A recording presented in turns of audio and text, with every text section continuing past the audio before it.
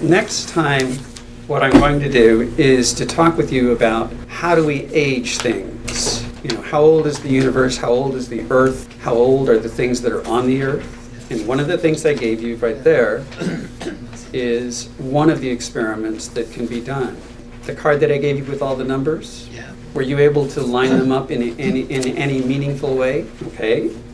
Well, believe it or not, if you find someone like Kennewick Man, or the man buried in the peat bog, and he's in the same layer as a tree, you can take the tree and not only do things like radiocarbon dating and all the other stuff you might try, but you can do this. You can slice it through and you can see the rings, where they're thinner or fatter, thinner or fatter. You can scan them on a scanner, turn that into numbers, and then you can say, okay, have we ever seen this anywhere before, this particular pattern? Throw it back into your database of all the other measurements that all the other scientists have done, and it will say, oh, it fits here. So this tree died 200 years ago and was sprouted 250 years ago.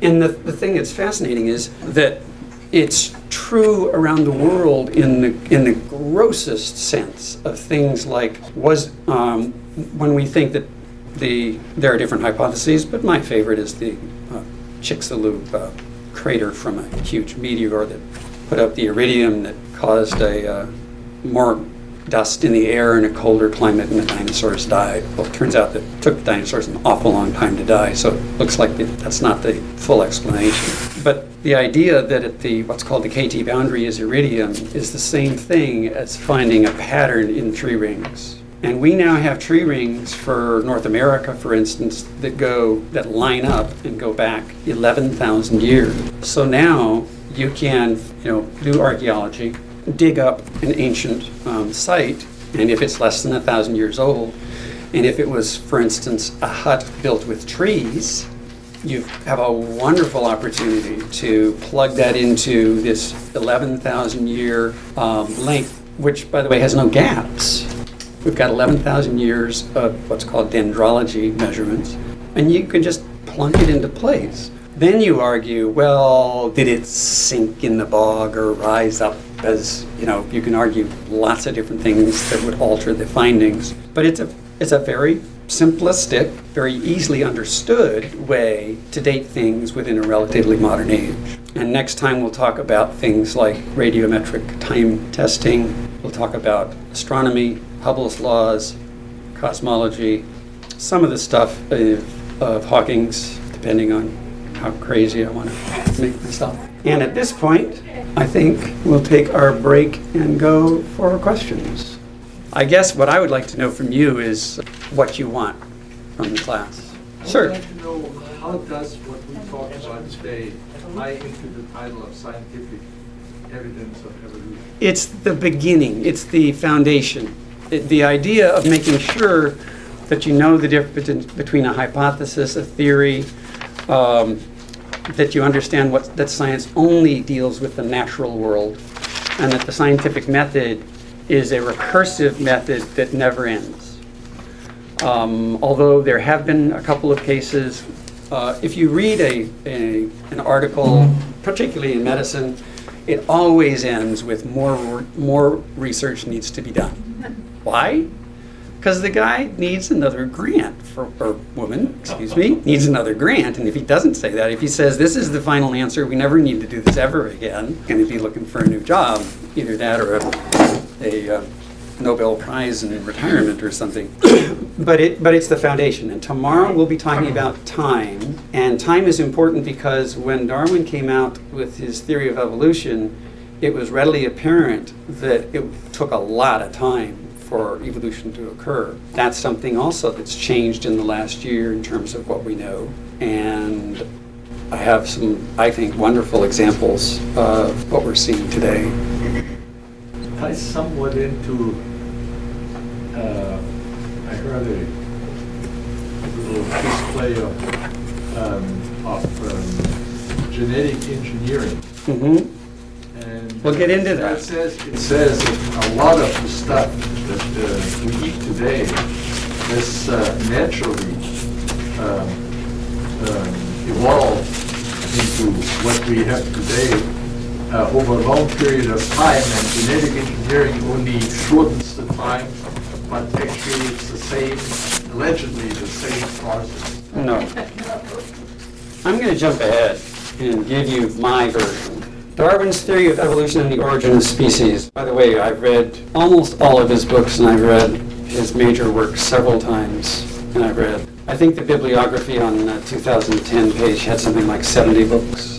Darwin's theory of evolution was, in a nutshell, was this: descent with modification. What does that mean? Your children don't look exactly like you. Their children don't look exactly like their parents. Their children don't look exactly like their parents. We know that with each mating, there's a shuffling of genes, and some are good, and some are bad, and some are better, and some are worse. And if the environment has a pressure, for instance, if we had a major shift in global climate, like the ice ages that occurred when Neanderthals were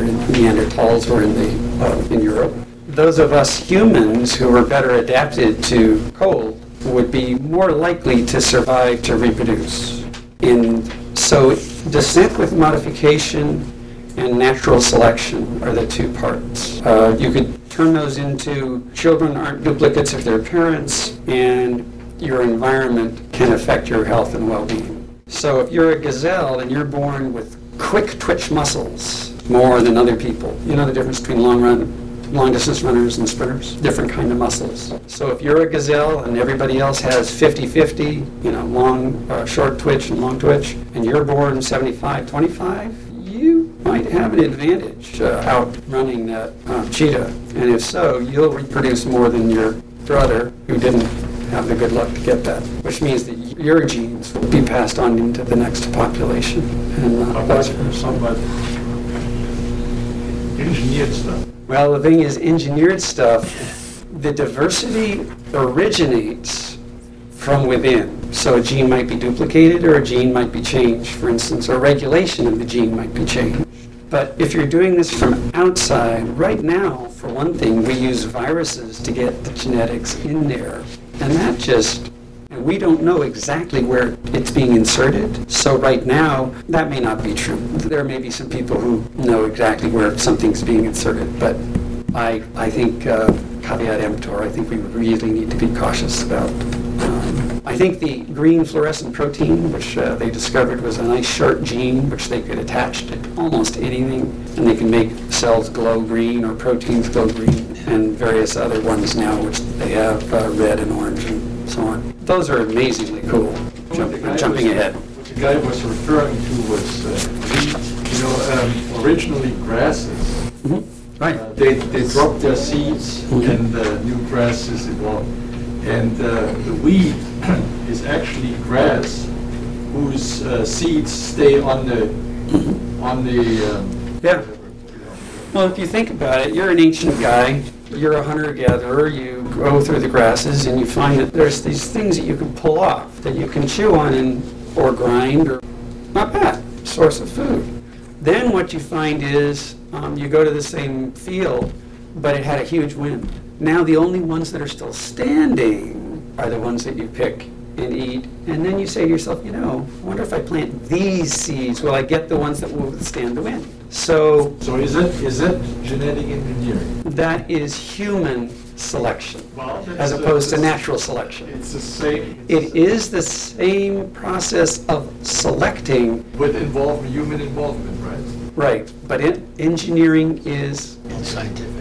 No, engineering is the one about the guy choosing which grass to grow. That's human selection as opposed to natural selection. And that's why we got all these weird-looking dogs with faces that are Mexican and curly hair and a tail that does, this.